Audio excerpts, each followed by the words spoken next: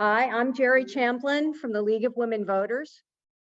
I'm the president of the League. The League is pleased to co-host tonight's meeting with the new Braunfels Inclusion, Diversity, Equity, and Awareness Forum. We're live streaming this on Zoom, and we hope to have a recording that will be posted to our YouTube channel. For those of you on Zoom, everyone but the speaker is muted, and we ask that you stay muted. Please type questions into the chat, and we'll try to address those as time allows after the presentation. And I don't know why that view is showing. For those not familiar with our organizations, the League of Women Voters is a nonprofit, nonpartisan 501c3 that never supports or opposes any political candidate or party. We envision a democracy in which every person has the desire, the right, the knowledge, and the confidence to participate. Our mission is to empower voters and defend democracy. The new Braunfels Idea Forum was established to examine racial, economic, and social inequities and citizen access issues within our community, to promote citizen dialogue and cooperation, and to develop solutions for a lasting understanding of all groups within our community. A community survey by the Idea Forum identified affordable housing as the primary issue of concern. And the League recognizes that affordable housing is one of the growth and development land use issues that impacts us all. And that's why we're doing the meeting tonight. While I have your attention, we do want to ask that every eligible voter make a pledge now to vote in the upcoming May elections. These springtime, mostly local elections include positions and issues that impact your everyday life. We urge you to use that opportunity to make your voice heard, to have your say in the decisions that impact your life. Issues like affordable housing. Our speaker tonight is Jeff Jewell, the Director of Economic and Community Development for the City of New Braunfels. Jeff, I'll turn it over to you. We're not sure what's going on with the audio, but give me a second while I bring up the presentation and share the screen with the online folks. Thank you all. Thank you, Jerry. Thank you, Ada, for having me today. It's good to see some familiar faces in the audience today. For those of you who do not know me, as Jerry introduced, I'm Jeff. I'm the Director of Economic and Community Development. I've been in that role for about 3 years now. Prior to that, I worked with a national nonprofit community development organization that really focused on housing, really nationwide. It kind of took me all over the country doing affordable housing, working with different municipalities and counties and housing authorities. And prior to that is actually with the city of New Braunfels in a different role. And so I came back to the city. I've been here in New Braunfels, I think this year will be 17 years.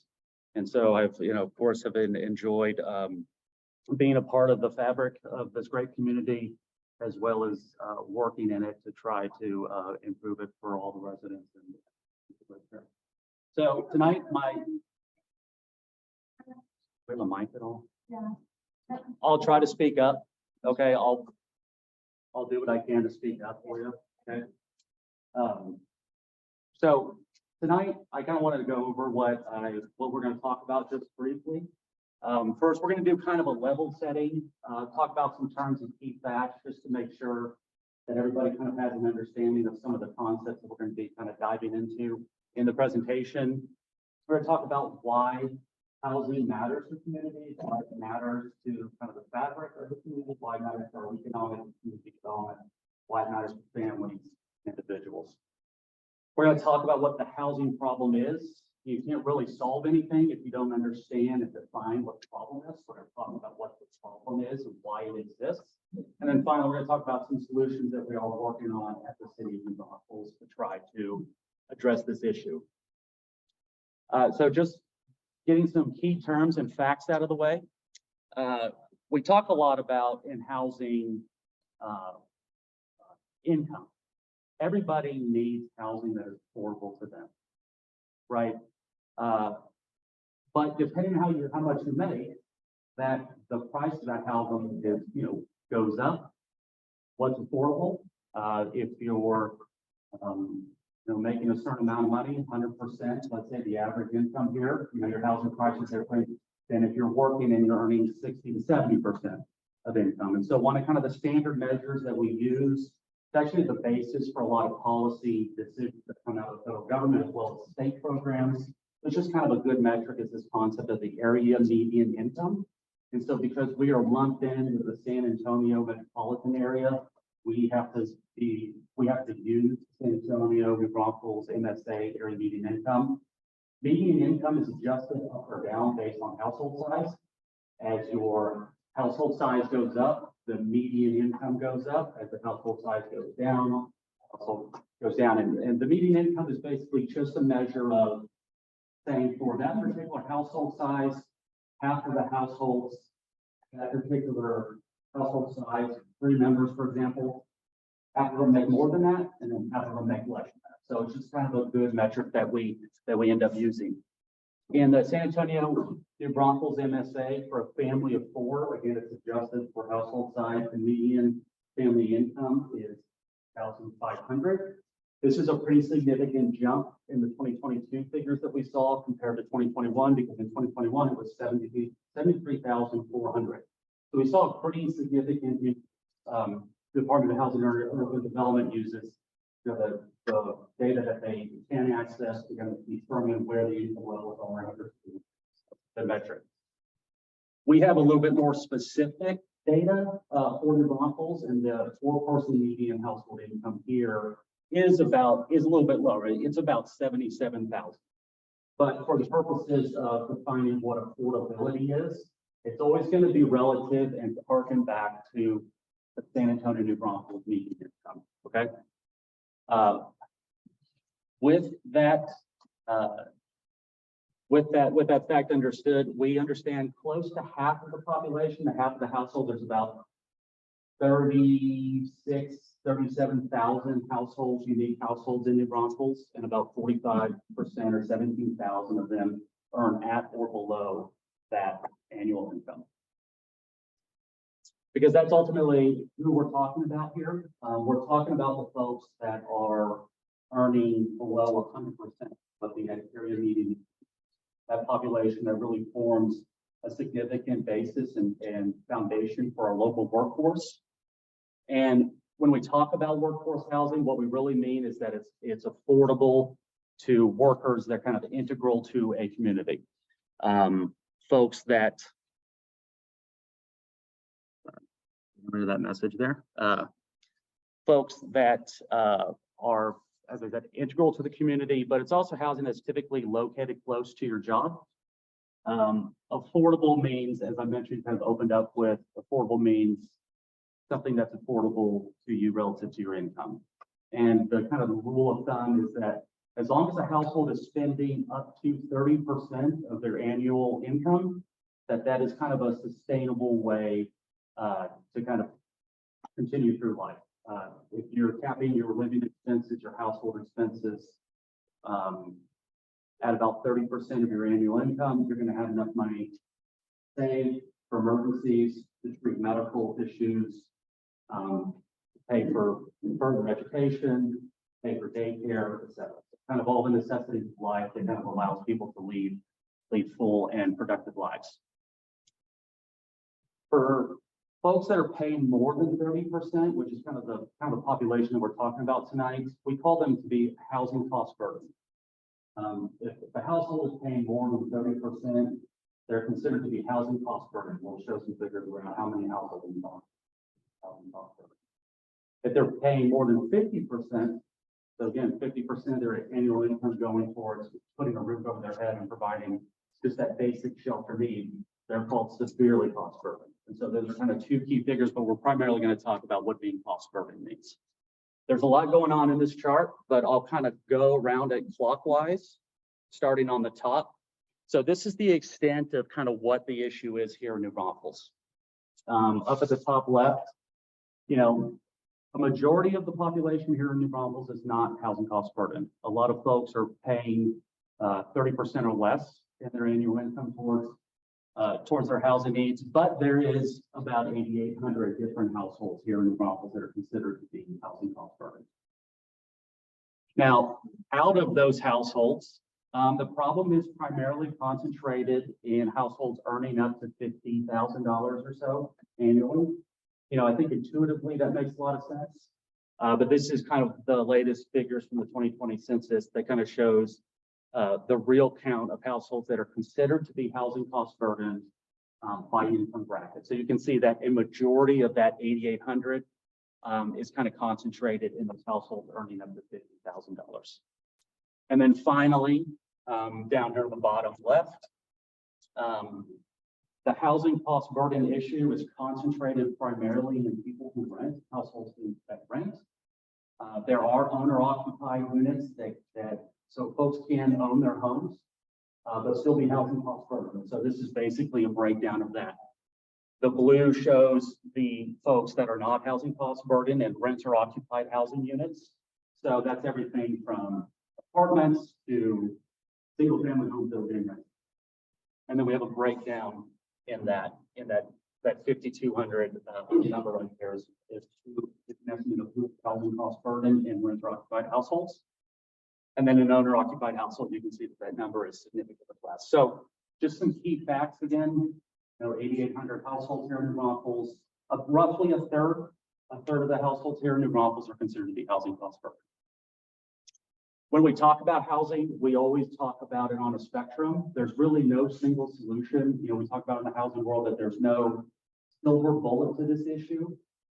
We'll talk later about how, in order to be successful, communities really should pursue kind of an all the above approach. But when we talk about housing solution, kind of the intensity of the solutions goes from, you know, you're basically homeless, you're on the streets basically, goes all the way to market home ownership. The market itself produces all of the housing over here on the right side. So roughly 98% of our annual housing production in the city of New Braunfels is market rental and market home ownership. And I'll talk about a little bit about what that means here in a little bit. But kind of once we start to slide to the left, we kind of get into different types of housing that's considered to be affordable for different populations. So I'll kind of start here at the left. We have emergency shelters. The Braunfels First Footing Program serves roughly 240 unduplicated clients annually, providing some kind of shelter for folks here in the community.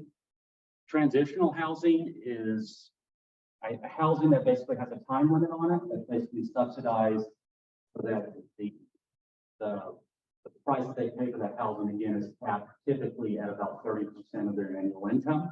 But it is kind of, there's a time limit on it. It's intended for folks to get into a place, get their feet on the ground, get some savings, and then eventually transition out of it.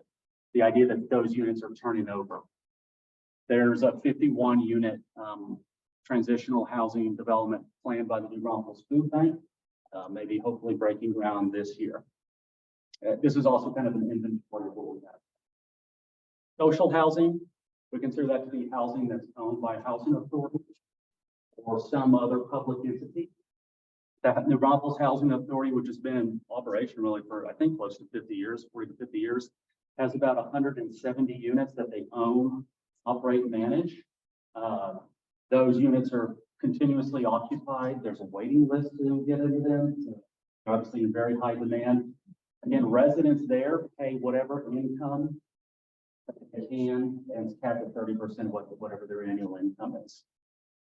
Affordable rental housing. So there's different types that affordable rental housing can take. You can have deed restricted affordable housing. The housing tax credit program was the largest producer of housing in the United States. We have about 315 of those units here in town. Talk about that and why that is. It's an incredibly competitive process that's doled out on an annual basis. States receive allocations, and then they basically have to distribute it amongst the state, amongst different regions. So New Braunfels has had some success getting these types of projects, but again, we only have about 315 units.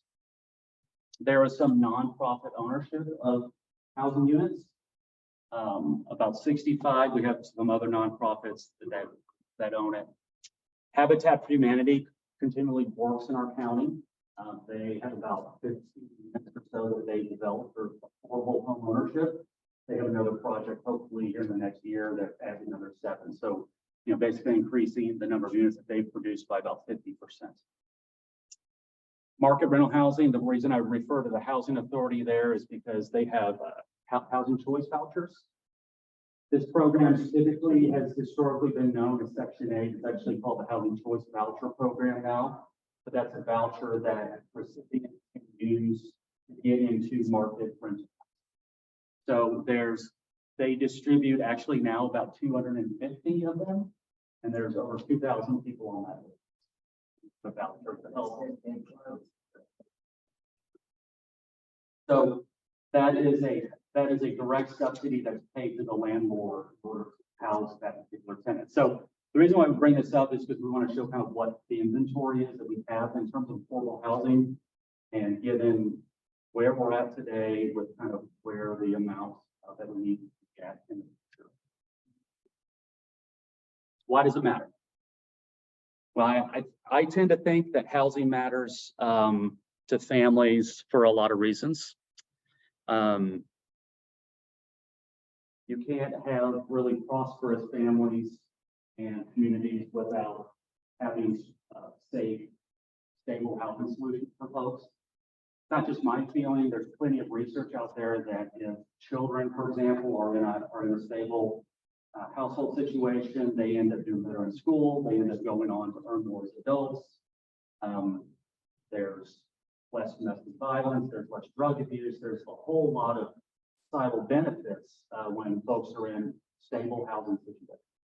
So that's why it begins to kind of matter, I think, locally.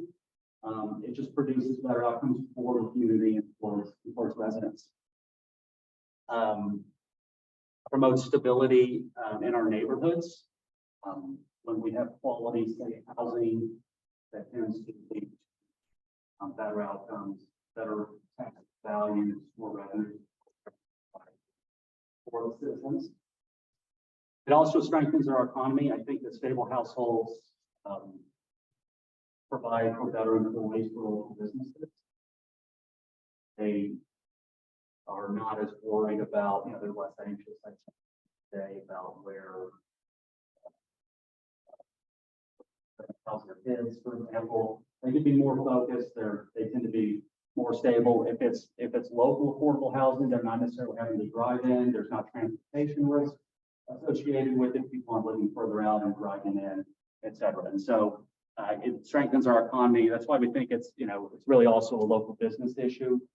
When you have housing solutions, businesses tend to operate at fuller capacity, and that means lots of benefits for a lot of people. So we need to talk about what the problem is. And the problem, I think, can kind of be summarized in kind of these 3 bullet points, which is that it costs a lot to produce quality housing, modern building codes, construction prices, modern regulatory requirements. This isn't like 150 years ago. So any kind of new construction that typically happens in the municipality has to be done in a way that is quality and add costs to things. And so developers today cannot build housing at a cost that is affordable to the types of populations and the number of populations that we're talking about. Housing development is ultimately a business. And so the folks looking at this as a business venture have to, of course, see enough income from selling the product, whether it's rental property or whether it's for sale, single family home ownership, in order to recover what they put into it, plus a little bit for profit and kind of their overhead and expenses. Given that they can't build housing for what these target populations can afford, the second point is kind of a corollary to the obvious that target populations cannot afford what housing costs today to build here in Braunfels, really nationwide. It's not an issue that's specific to Braunfels. It's, I think, really a nationwide issue. And then our ability to increase the supply of housing is limited. When we say that affordable housing is not, you can't make it profitable, it's because it doesn't pencil. Remember when I talked about how you're expected to provide some kind of return back to the owner and to the investors. Typically, when they're going to look at what they can sell these products to towards the target populations, it provides little to negative return on investment. So a lot of projects end up getting shelved. They don't even go forward. So that's why we see 98% of our housing being developed kind of at market rate, what the market can support. Because at the end of the day, remember that the folks that are building these projects, they rely on loans and equity to build them. They're only going to get those loans and equity if they can prove to the banks and to the investors, hey, you're going to be able to repay me, right? So when you have a rental project, for example, an apartment unit that is set at affordable rates, not going to be able to repay the bank, much less the investors. So those projects go forward. So what does it cost to build housing? So we'll talk about what's happening here in this region, and then from a rental, from a multifamily development perspective, but then also from a for sale housing perspective. This is an average of multifamily projects in the Bear County, LWVCA County area. I think it's 5 projects, ranging from, I think, 76 units all the way to 120 units. But you can see that at the end of the day, that's for an 82-unit apartment complex, it's going to cost about $22 million. These are the different cost components. So we have land that costs about 15%. You have site work, off-site improvements, so getting the site ready. If they have to do any kind of, for example, improvements to the road that's going through it, that's considered to be an off-site improvement. The actual construction cost, the actual stick frame itself, you can see it's only about a third of the total cost of itself. Of course, everybody that's done a remodel or built a house knows about how important that contingency is to deal with those unknown issues. Contractors, right? The folks that are building the homes themselves, the general contractors need to be able to pay their employees and their labor. So that's the contractor fee in this particular project.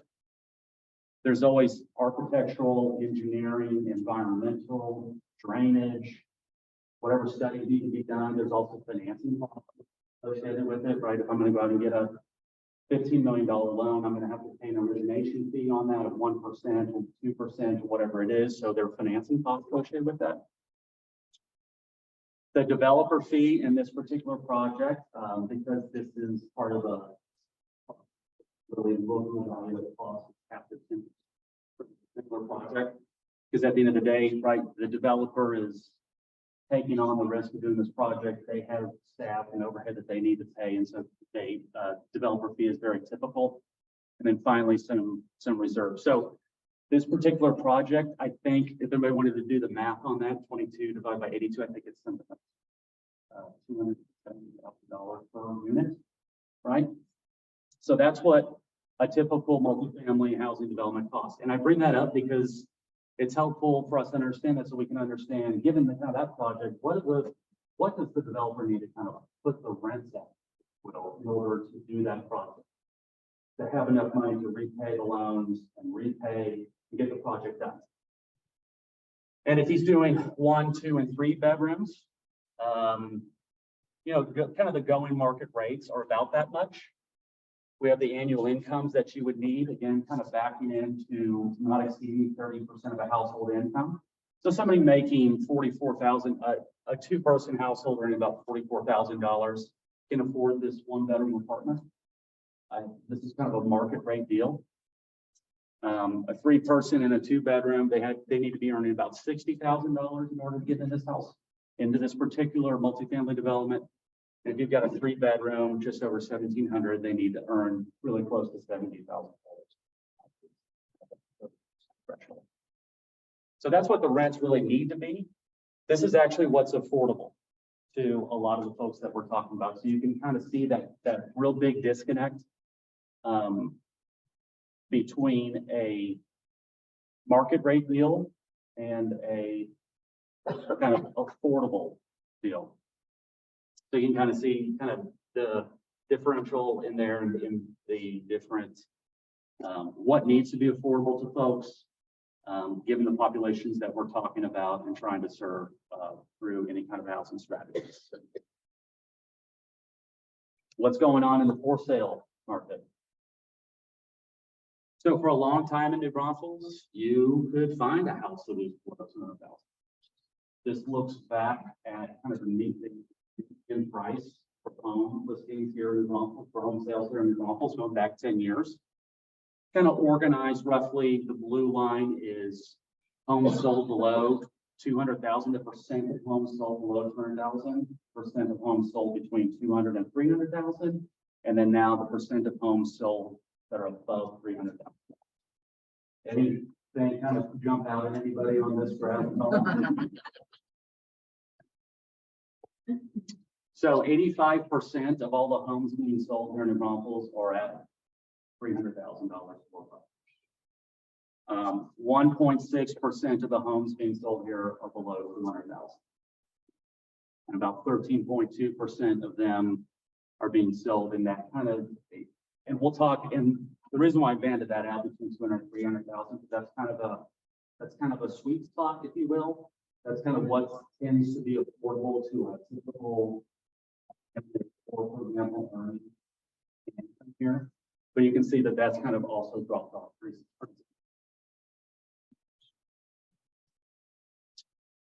This is another way, I think, to kind of look at the same data. The blue bars show what the median price for that house for overall in New Braunfels was going back to 2012. Little orange chart, inflation adjusted household income. And I think what's striking about this is that, you know, a house used to cost about 2.9 times more than the median housing income. You can kind of see that in the spread there, right, in the spread. But by 2022, it's about 4.2 times the household income here. And that's just indicative of what's been happening here. There's lots of reasons, very complicated issue, but you know, the pretty significant price increases we've seen over the last few years are reflected that this multiple of 2.9 was pretty good. I think that housing is affordable to a lot of folks. It's becoming more and more out of reach because the multiples have increased significantly over time.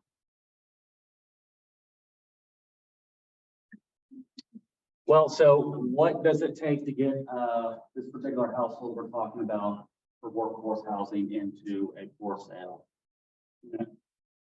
Median price in 2022 in New Braunfels was $374,000. Remember, that means half of the units sold below that price and half of the units sold above that price. I did a search today. There are 26 homes under $260,000. And there's probably a couple of thousand people meeting for those. And we picked that because that ends up being somewhat affordable to household earning 100% income. So that's about an average price of $253,000 or so. Out of this kind of little survey that we did, about $173 per square foot. Now, that's not what it costs them to build it, right? Because housing is a business, they need to earn about 10 to 15% is what developers end up shooting at. So they're building this $254,000 house. Again, there's 26 homes listed underneath that price here in Braunfels for somewhere between $221,000 to $231,000. That's just what it costs. That's the cost of the land, cost of the materials, that's the cost of financing, that's the cost of any kind of regulatory requirements, fees, whatever it may be. And realistically, you can only affect a couple of those factors. You know, we can't go out and change the price of lumber. We can't really have much of an effect on the price of concrete. Can't do much for the price of labor. It costs what it costs to frame a house. That's just the market. We can affect some things when it comes to land. We can affect some costs when it comes to regulatory requirements. And if you start slashing in a profit, you're not going to find anybody to actually go build a house. So that's kind of the world that we have. So I wanted to do this because I wanted to look at this 260,000, which there are 26 houses. Now, what does a household need to earn in order to get to that? And we're right at about 90% AMI. You don't really need any financial assistance. Remember, when a bank looks at it, they're going to look at principal, interest, taxes, insurance, any other costs that you may have, any kind of student loan, auto loan requirements, ongoing child care expenses, whatever. And so you can see that as we start to go down in income, in 90% AMI, 80%, 50%, looking at that same unit, the financial assistance needed for that $254,000 really starts to go up pretty exponentially. So that's $66,000. This is also assuming a 5% down payment and pretty reasonable closing costs. But you can see that I think that what this shows is that there really needs to be a range of options and range of solutions, because the target at the end of the day is trying to work on housing for the households earning between 50 to 80% AMI. That's kind of the rough target that we found where the need is. So, you know, households earning 190 to 100% AMI can still find solutions. The target market, as we said, is right there. So with that kind of being said, you know, we know that workforce housing does not pencil. It does not make sense as a business proposition. So you have to deliver some kind of incentive, whether it's financial incentives or regulatory incentives. We'll talk about like what that looks like. But at the city, there's kind of been an action plan that's been presented to the city council that's kind of come out of the Workforce Housing Advisory Committee. And it's kind of focusing, I think, on these three goals: the preservation, production. What can we do along those three issue areas to try to expand the number of housing folks in New Braunfels? So our cheapest option is always to preserve and protect what we've got. Households that are in existing housing, maybe it's substandard, maybe they're spending too much on utility bills because it's rapidly, maybe there's not appropriate insulation, it's no good, whatever it may be. Focusing on keeping people in their homes is the most kind of cost efficient thing we can do to make sure that we have housing available for residents here. So preserving and protecting existing options, having incentives in order to do that is a policy goal. Production, you know, at the end of the day, producing housing that's affordable is also a goal. As you produce housing, rents and costs either slow down as they're increasing, but actually decline. There's been a lot of multifamily production in New Braunfels for the last couple of years. There's been a couple thousand units really developed. For years, we were at 96 to 97% occupancy, basically. And now those numbers are now down to 90. So we're starting to see rent slowing in the growth, but that's only because all these new units have come online. And so as you produce units, it begins to slow down the increases that we've been seeing. And then finally, figuring out how there are some tools that the city has both from a regulatory perspective and making sure that those non-financial incentives are aligned with these goals of preservation and production. And I think I said, as I said earlier, you know, successful cities take an all of the above approach. So what are we working on? I think that these are kind of important considerations, that the problem exists across the spectrum from rental to home ownership. The biggest problem is in folks that rent today. So affordable rental housing and home ownership are important goals. Having more locally controlled housing, I think, is important goal as well. For the producing housing, having that local control has a couple of benefits. One, it's a bit closer to people that are being served. Two, it's keeping a lot of those dollars in. For example, a lot of our apartment complexes, for example, are owned by real estate investment trusts. So as people are paying rents, that money is flowing out of the community as opposed to being recycled and benefiting kind of a broader set. So from an economic development perspective, we kind of call that indirect benefits, kind of keeping the dollars locally. The same reason why, for example, Cambridge promotes local businesses buy local. It's a multiplying effects of those dollars circulate and bring a lot of benefits. The cost of promoting home ownership, given where the market is today, really climbs exponentially to go down. So while home ownership I think makes sense for maybe folks earning 70 to 90% AMI, really gets really expensive if a household earning 6% AMI into a house. So there's a trade-off to doing serve more people, more households at the end of the day, if you take what I think is a somewhat of a balanced approach to those two goals. At the end of the day, getting housing that's affordable for those stable opportunity to give people the opportunity to climb the economic ladder. Solving that issue where the problem is concentrated is worthwhile. But there's really not a lot of money out there.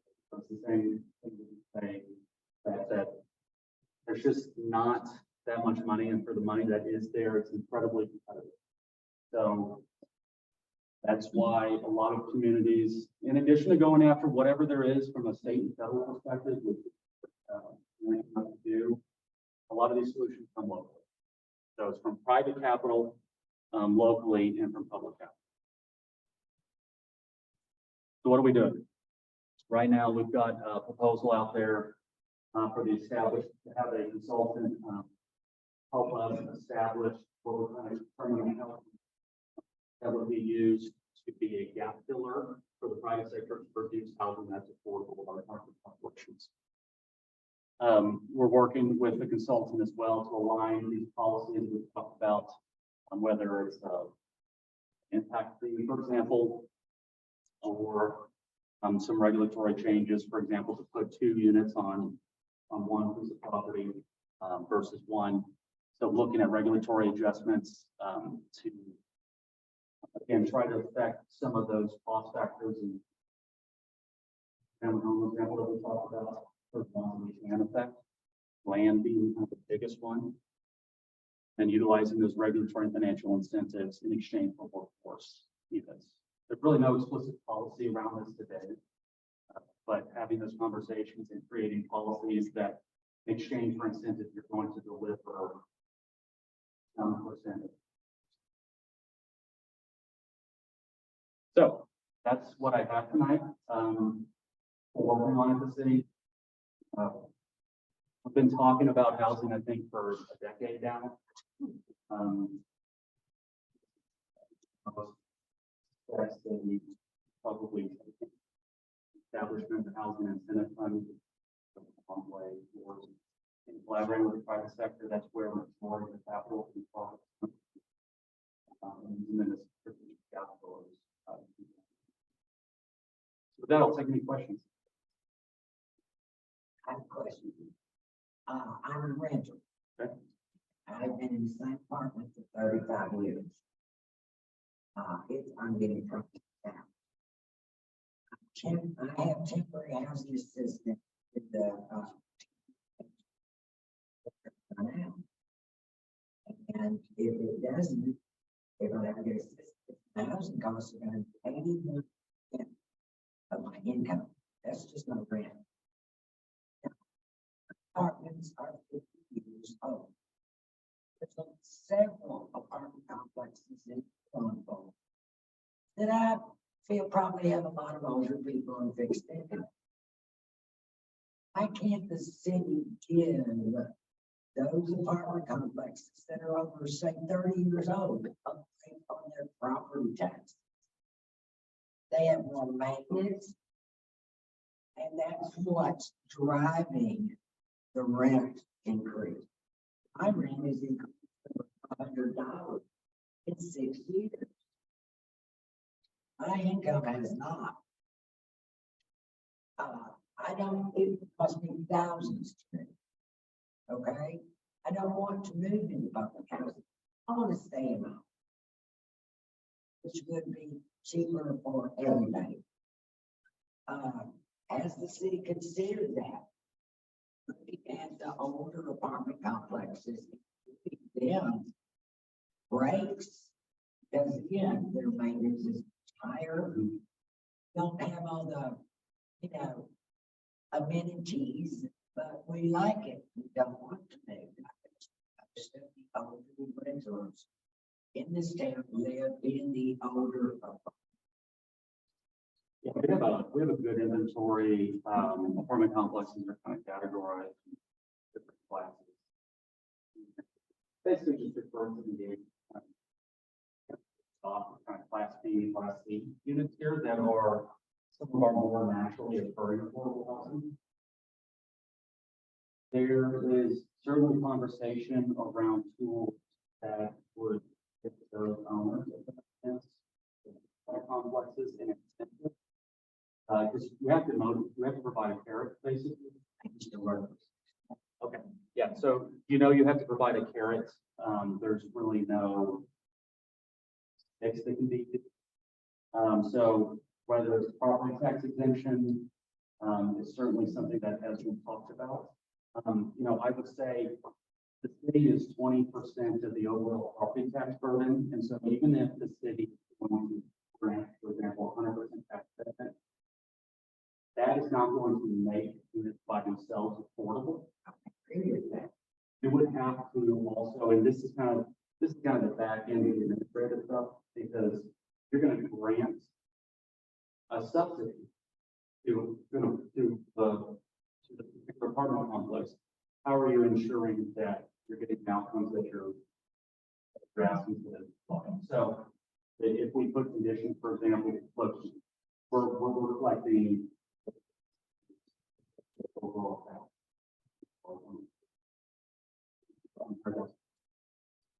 In exchange for that $100,000, what is the owner going to do? Along with other entities.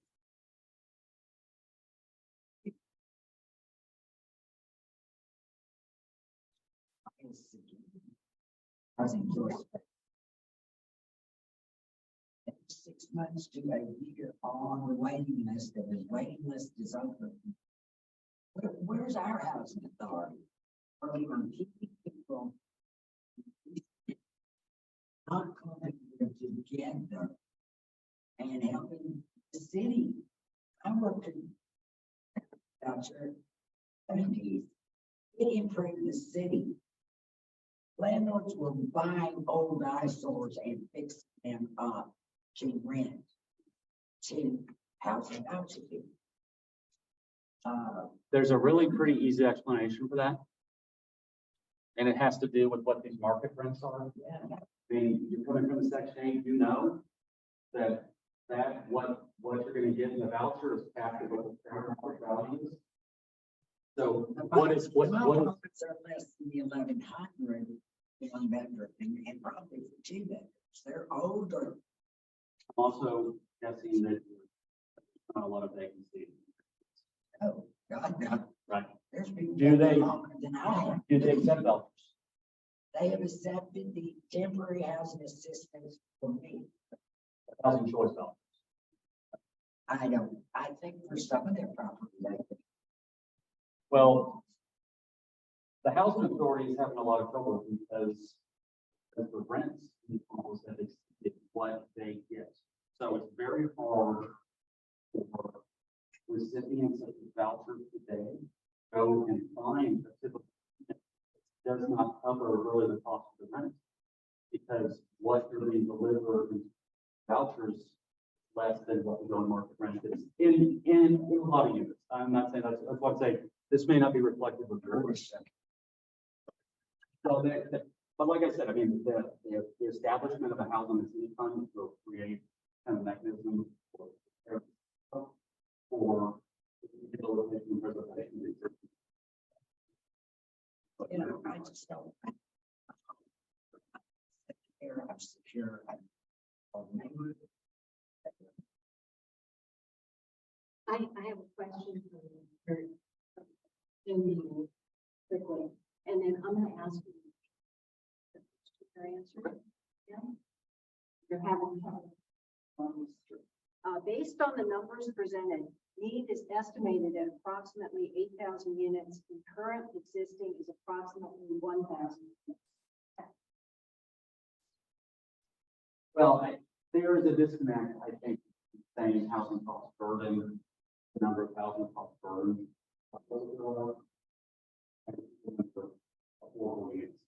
A lot of cities will establish production goals. I think saying, look, we need 7,000 units over the next 5 years, we'll set it up for failure. We're trying to make progress and set realistic goals we can achieve. So, that's a question.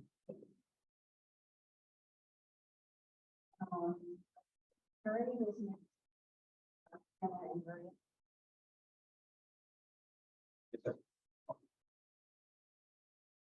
Lived in different part of the country.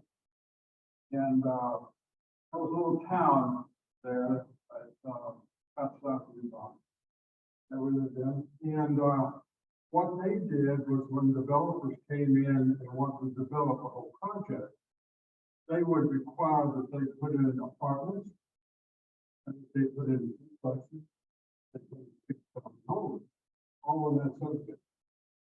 Not only that, but they also required that a certain amount of those apartments and duplexes were subsidized. And it wasn't grouped together. So you never knew the person on the street who was getting subsidy and who wasn't, which is a big factor in upgrading the people so that they're not just accustomed to seeing their own level, but see what they can look for in the cities. So, That here came in for all these apartments for you. I can help you with your government housing if you would take the cities, when they come in for all their due diligence and everything, the city and get permission to do all that.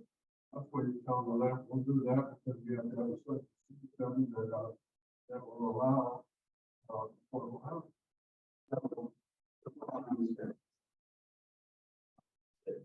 The observation was that another community buying the housing that's being delivered all the way within places. And particular set asides that are affordable to us for a certain number of people in the city that then we can start using.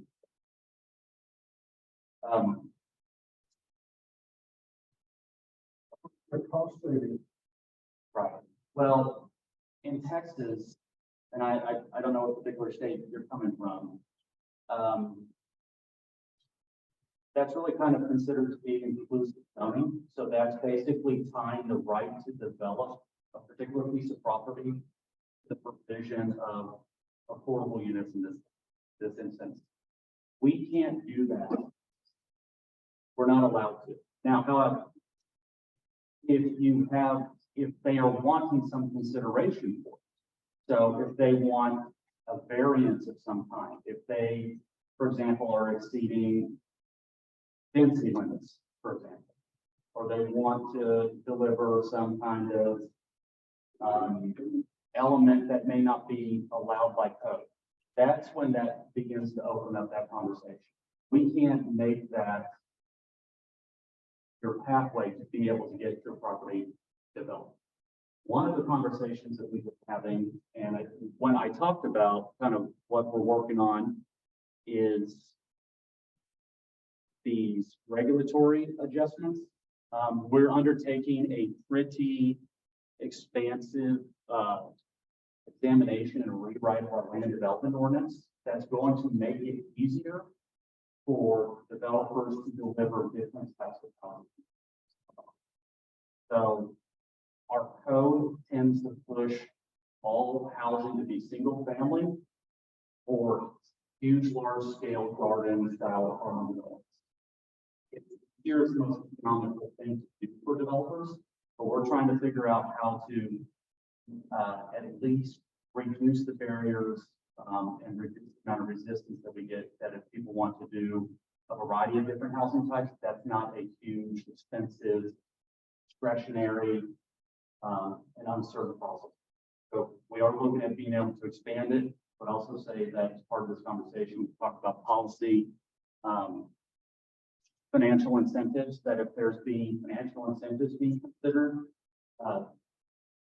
for a particular project and it has to have affordable units, that trade-off would happen. We don't really incentivize housing development today. That's not something that the city is getting into, but that conversation I think is beginning to happen. So we're hopefully there will be a policy around when those incentives are moved. That answer your question? My question was going to be about the land development ordinances that are being redone, and you answered the question. Yeah, hi. Hi, Jeff. It's the second time I get to see you and hear you. My question, I realize that the continuum from homeless people to people who can't afford housing or can afford housing is broad, and there's people along the way, organizations, funding sources and programs to deal with each other. My question is recently read that in my frame of reference is a couple of other countries where I did work for community development, and that was years ago and things have changed.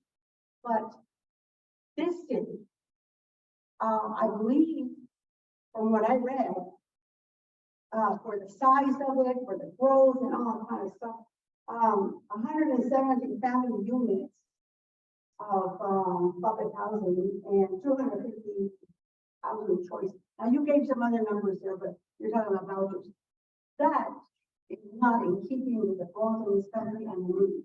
So what has been done about that? So these are decisions that are made at the local level, correct? The council, the city council, the commissioners, whoever at the local level. Now, one piece that has been missing from all your presentation, is issue of funding. You know, the need, we know. I'm part of the idea forum and we did that survey, and that was honestly number one issue was housing. And so among others. And so that was one thing. The other thing, we do know what we have.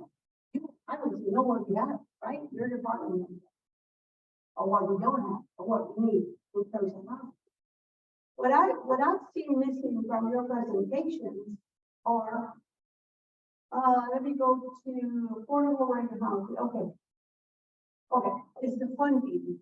Streams of funding coming into or available to the people, the residents of the state. And I want to know, how much is coming from the federal government? How much is coming from CDBG? How much is coming from other programs? We never know. We don't even know. You say, well, we don't have enough money. Well, I know it's a very, very expensive effort to try to meet the housing needs, but at least to make a dent in what we have or make some changes in what we have or don't have.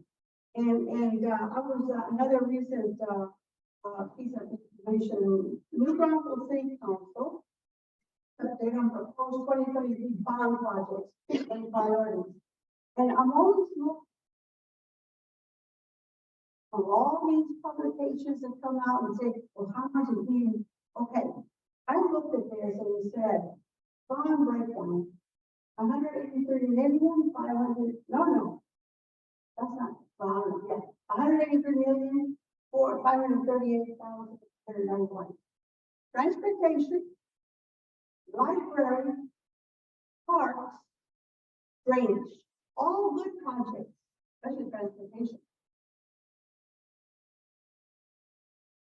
What's housing? How come none of these bonds or these funding sources that we're trying to collect money, you know? Where's housing? Is our house already going after the How homeowners? come we have to see housing? What I'm And let's increase that, yes, Serena, facilities, the one over there, I know where they are. You know, how come it hasn't been changed? I have, lived here for 15 years, 16 years, and have, taught ESL in Seguin and in Braunfels. And some of our students came from there. And so the same program, same number of units, no change. So what, I know you don't have all the answers, Jeff, you know, I know, but this is your department, so that's what, I'm just probably just making a statement rather than expecting an answer. That we need to know, the public, that's what, educate us on all this other stuff. But also let us know how much money is out there and how much is coming in for housing. So I think I can try to answer a couple of those things. I can speak briefly about the housing authority, just a little bit. The housing authority has been under some new leadership for that leadership. Has some new leadership in the last 3 years. The Housing Authority Board it recognizes, hey, you know, these 170 units that are now 50, almost 50 years old, really need to be repositioned. I know the Housing Authority Board is going through a process right now where it's going to be soliciting the redevelopment of those properties and utilizing private sector expertise, hopefully some private sector funding, as well as anything that else that is better to renovate, reconstruct. I'm not sure what the plan is at this point, but they are moving in that direction, which is, I think, a positive thing that we have not seen. But under that new leadership, there's movement in that direction, and they are working. Trying to take those 170 units, however many, double them, you know, whatever it may be. Just a clarification question from Kevin.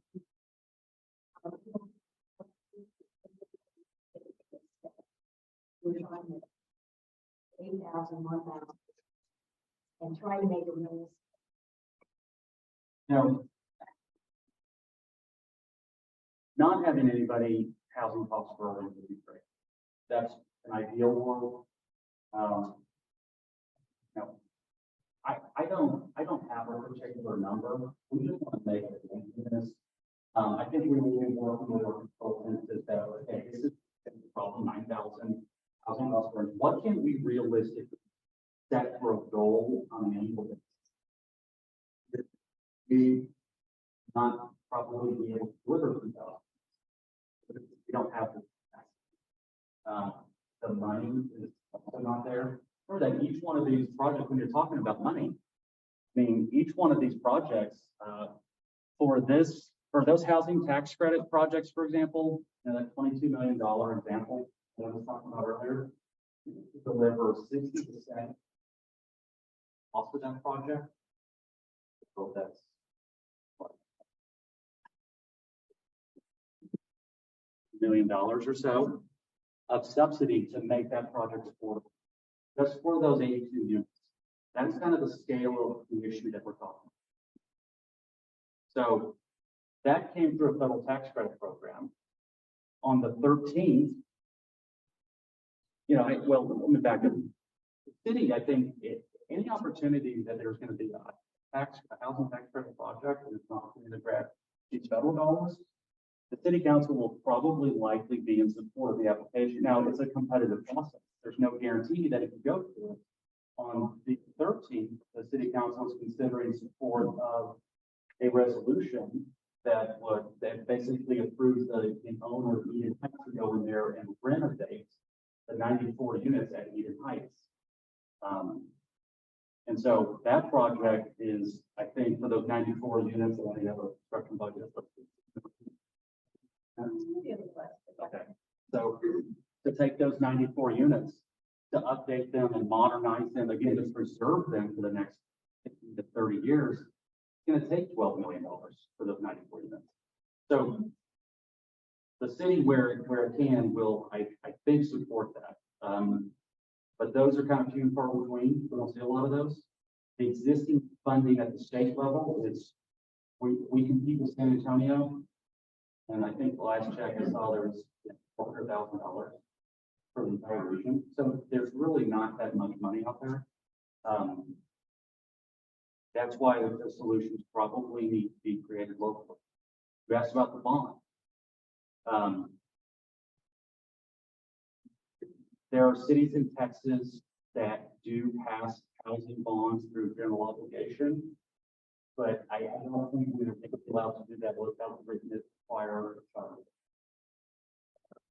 able to authorize that. So that's kind of like the first step to do that, because I don't think we're legally allowed to do that. But you know, we've also got to crawl before we walk. And organizationally, we are setting up these systems internally to be able to have a bigger organizational focus on housing, which has not really been as focused of an effort as we're giving it now. That answers your question. Yeah, you included on me, I was somebody else answered that question, but that answers some, so my takeaway from what you just said is the people that will handle the first streets, not handle, not manage, you're the worker, you know, but I'm talking to the people who make the decisions on where the money goes, those are the people we need to deal with. And so, whether it's a local level, whether it's state level, or the federal level, but when we have maybe perhaps the most control here, locally, changes and ordinance changes in. When instead of developing more, because this housing is already here that is locally owned. That money here, then putting $22 million into the house. There's, as you said, there's plenty of apartments. Why don't we put our own apartments? Then I'm pretty confident that if there is housing incentive and funding to put it up, that there will be a call for projects with a focus on not 20 workforce out. But we are right. So I'm saying that I think we're headed down that path. Problem from the brain.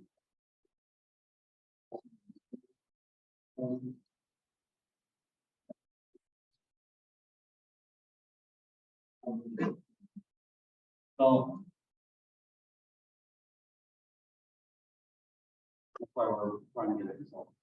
I think just because the economic development corporation.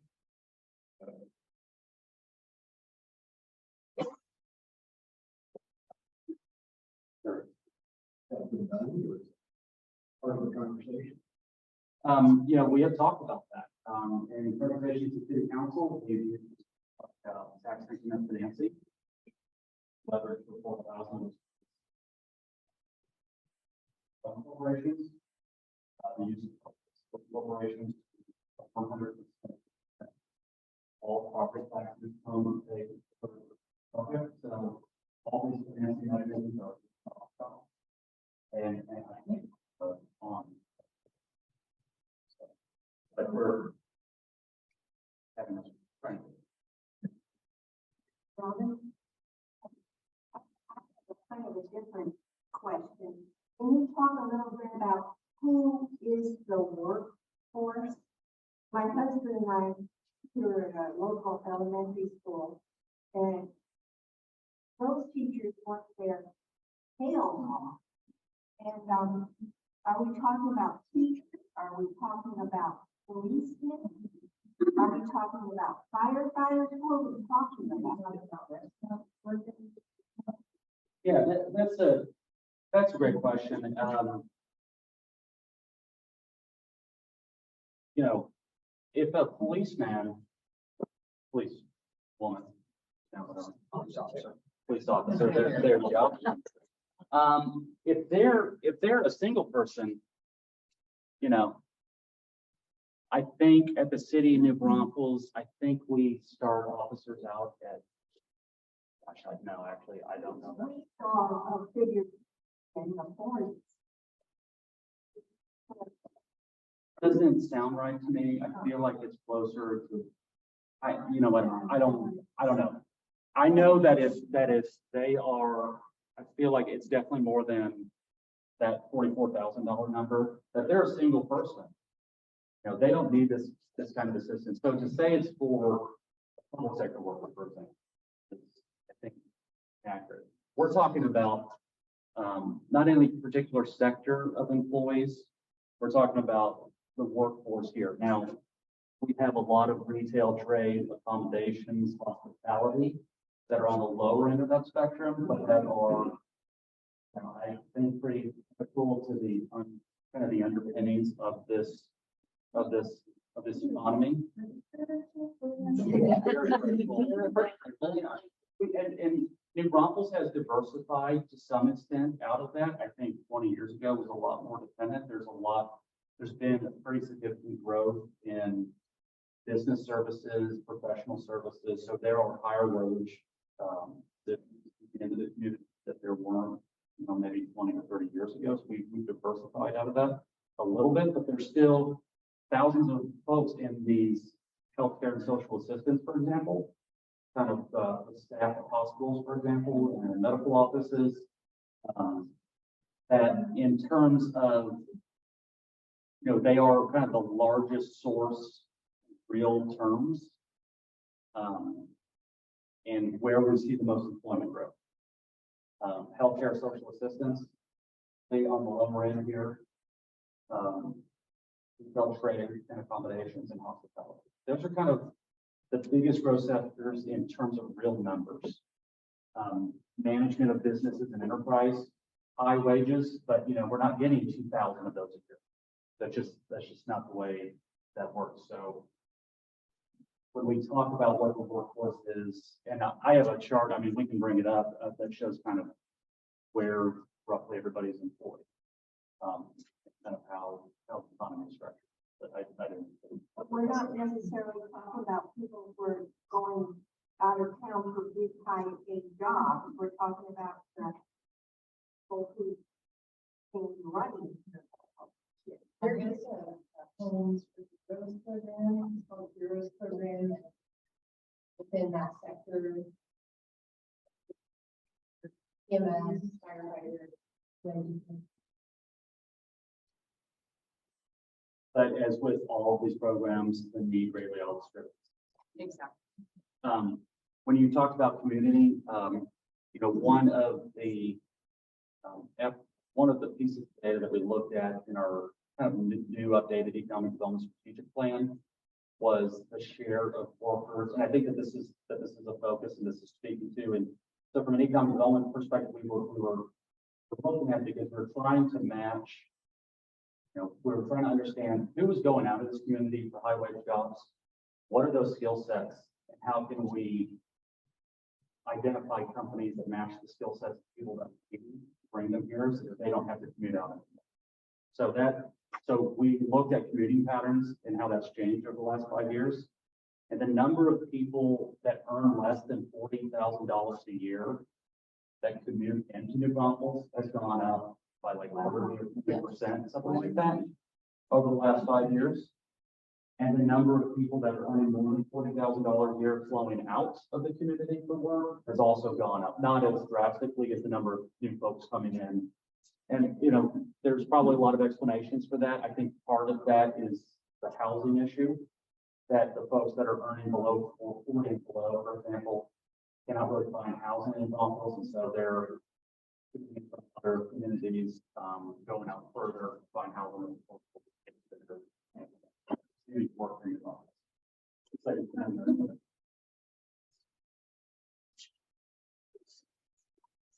area. The workers.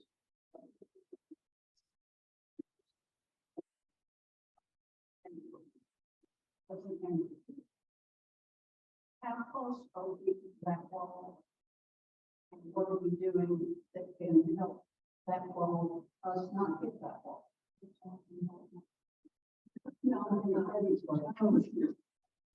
Fredericksburg has, yeah, has an interesting issue. You know, in another presentation, I have a slide that shows over time what's happened to average rents versus an apartment. And the point that I make is that earning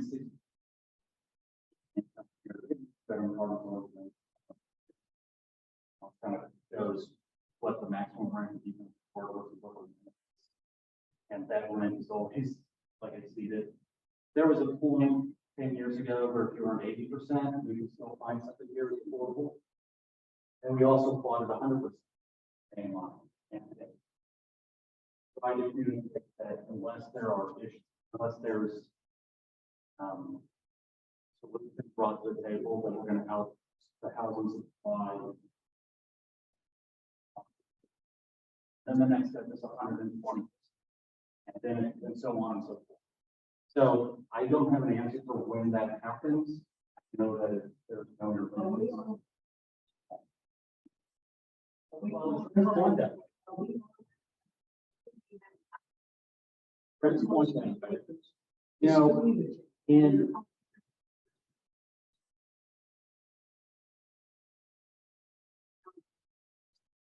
Projects or what construction loans, are we at that point?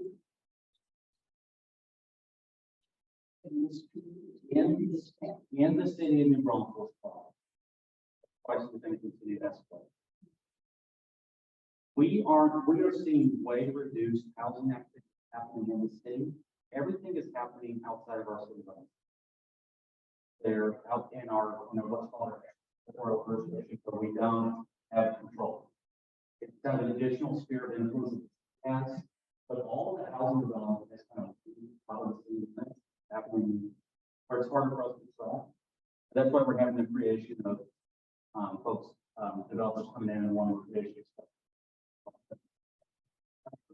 So housing will continue to develop on the outskirts of town.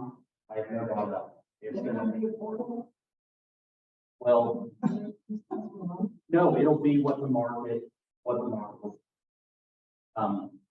But also remember that as housing is developed, kind of a filtering effect, as more units are brought on at a particular price point, people move up and people move down, which creates space.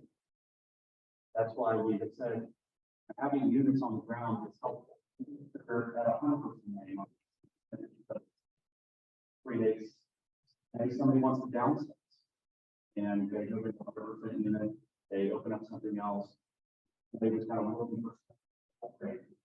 They move up, they create space. So that filtering effect definitely happens.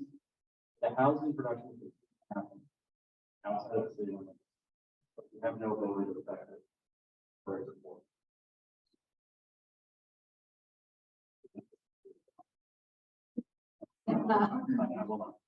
All right, we're talking about housing. And we're talking about people who earn less than $40,000 are living elsewhere. Then they need transportation to get to their jobs. Many times that transportation is not reliable, so they can't get to their jobs. So let me introduce something else besides housing. It's called public transportation. What are we doing? I mean, you're telling us why we can't develop these houses. What can we do to get people to their jobs so they can afford? So the housing and transportation link is something that more and more In fact, there's been a new method that says that AMI thing, just looking at housing costs by themselves is not really a full picture. You really need to include transportation costs. And that is something that is certainly worthwhile. The point about reliable transportation, if you're spending $500 a month on gas, wear and tear, maintenance on your car, but you have, and you're not saying for retirement, but you've got a cheap solution. Is your housing solution really good? And is it better off for you to locate closer? So that's why I said locating housing closer to where your jobs are is a key priority. But you asked specifically about transportation. I mean, that's the immediate. Right. need. There has been a funding set aside in some of the federal dollars that the city receives to implement the transportation development plan, which is going to look at there is some capital funding for that is set aside. That's something the city is working on. That's not something that I work on. I know transportation improvements division is looking at basically, we had kind of a transit master plan done a couple of years ago, finished up during COVID, actually started before COVID, finished during COVID. They gave us kind of the outlines, kind of gave us ridership estimates, kind of gave us some framework. Now we're kind of taking it to the next level of planning to say, how do you stops, for example, for the design criteria? It's just a lot more detail in engineering. Anybody remember the input? The 90s? There was an input about transportation funding for a bus. Now, if they go to any of the nursing homes, the middle schools, or anybody to show anyone to ride? No, it didn't, because nobody knew how to use it. Plus, it wasn't very reliable. But it has been tried, but it wasn't supported. It really needs to be out there in the community. Do not forget about Alamo Regional Transit, which the city does support. That is a on-call service that will pick you up and take you to the destination. You have to schedule it, you have to call in advance. It's not a frequent service, but it is something that the city does provide that is available. I'm talking about regular transportation, say from Seguin to New Braunfels. Stand on the corner at 8:30, the bus shows up and delivers you. That needs to be. But I have another question. Somebody brought up the economic development here in New Braunfels. And they are responsible for taking our portion of our local tax dollars and distributing them. And how are they helping out, either with transportation or with housing? So they have statutory limits on what they can spend funds on. Transportation is not one of those items that's clear. Affordable housing is. That is something that we have been having conversations with them about that. I think having that conversation, having a larger conversation about how the EDC can help support housing solutions here in Braunfels is something that's probably coming. We have presented to them from Braunfels Allen and diagnosis. So that it's going to be had, I think, here pretty soon. But that's why we're also kind of having somebody else kind of come in to have that with them to help us have that conversation. That makes sense. Very delicate. Okay, just going with Julie's question, is that the same board that decides what? No, okay. I was just thinking about the hotel occupancy tax being used specifically for culture and arts and all of this stuff, which is nice, like that. But, those hotels have workers that need housing and they need money. Okay, so why isn't some of that being invested? Is there a Well, way that can be changed? Hot, Anyway. no, hot tax is even more specific about how Okay. that. Fine, so, Yeah. right, Okay. that's not allowed. Just curiosity, I had curiosity, I didn't know it was related to this before. The West End, West Side, all the West End. It's sad, now, I am not in the problem born and raised, but I think Tracy has been for many years, no, and I'm already with husband. Her husband has. And people that I know from that side of town, that maybe don't live there anymore, but they tell me about it. It is a sad sight. You go through all those streets over there in the West End, you see so many houses that are dilapidated, boarded up, no longer anybody living. If I hear about a house down the street that is very close to 35 in Exeter that has just been bought and fixed up very nice and resold for a lot of money, that's beyond the price range of anybody who lives in. That's called gentrification. Pretty soon, a lot of that West End, what is the city doing to promote pipeline or, you know, to help the homeowners in that area who are no longer living in those houses, or maybe they're renting them out, but they're getting all dilapidated and pretty soon they're gonna have to just let them go. What is the city doing to help? Andres used to know this, but, Andres, yes, they need to do, what can the city help out? Well, I'm going to the West End. Really? I mean, is that you're not, I know, but that's a rhetorical question. I think that there are three, Mhm. one is to recognize that the West End is a very part of the Bronx. Culturally, or historically, but that it is, it is changing. You know, you talk about how homes are being, I'm watching the activity there, and I'm seeing homes being bought and renovated and flipped, or homes being demolished and larger homes going up. That is kind of an effect of our development ordinances, our land development ordinances. Part of, again, the effort to address what owners can do with land. I mean, I've talked to Councilmember Campos about this as well.